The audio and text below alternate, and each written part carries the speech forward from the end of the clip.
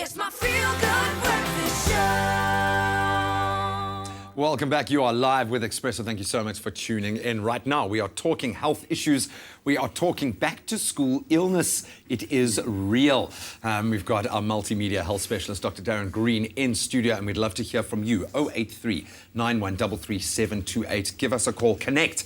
Let us know if you've fallen victim to back-to-school illness. It is a major thing. The cost implications, that in itself, if you're getting sick 8 to 12 times a year, that is a massive impact on a family. No, it is indeed. And you can imagine the cost of medications, especially if you're looking at a lot of parents are giving preventative medicines, they're giving vitamins, they're giving omegas, they're giving, all those boosters, immune boosters during the year. And then when your child actually gets ill, you run a bill up of between 400 to 600 rand just on medication for one episode.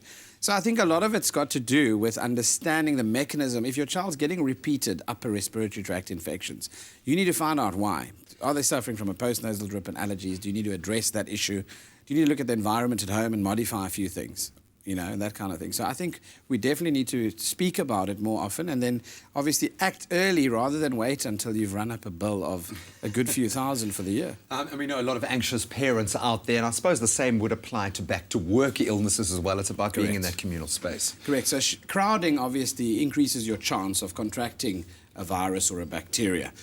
With droplet spread like coughing, etc. So we often then advise people to have a look at the way their offices are ventilated, just fresh air, sunlight, etc. The spacing between people that live and work in cubicles that are so tightly packed, so that all plays a role.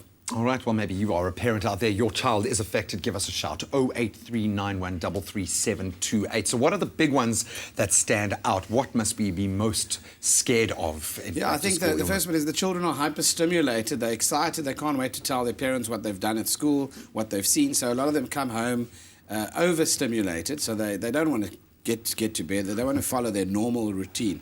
The human brain loves routine. We all need to work on downtime. So get the homework done as early as possible when the child gets home. So they can unplug. So they can unplug and then, give them some creative space stuff. Take them outside, get them fresh air, let them play in the garden, let them play on the swing, for example, and get them out. Children that don't exercise are proven to sleep poorly. So we need to certainly make sure that you and your children expel enough energy that you actually feel a little bit tired when you go to bed at night.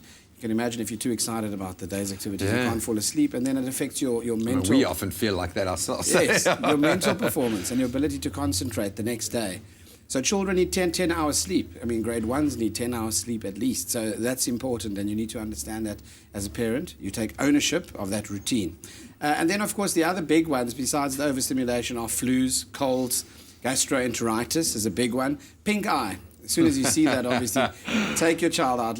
Be consulted by a practitioner so you don't spread it. It's like mumps, for example. Because you also, you have a responsibility to the rest of those kids at that school. Yes, make sure your children are immunized at the right times, etc. Don't wait until your child's exposed for the first time to something and then develops significant side effects due to a systemic infection and poor immunity. How do we set a preventative barrier there? What do we do as parents to make sure that our kids are protected? Educate.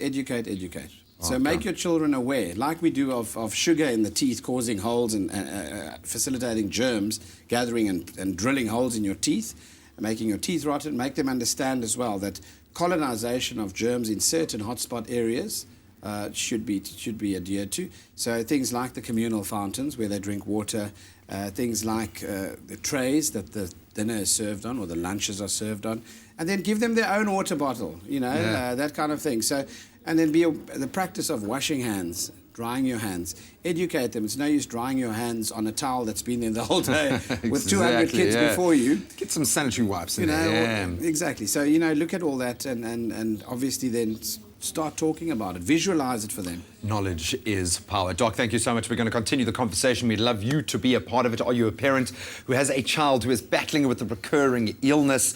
Let us know. Weigh in and pose that conundrum to the doc. 083 9133 728. That is the number to dial. Time now, though, to get back into the kitchen.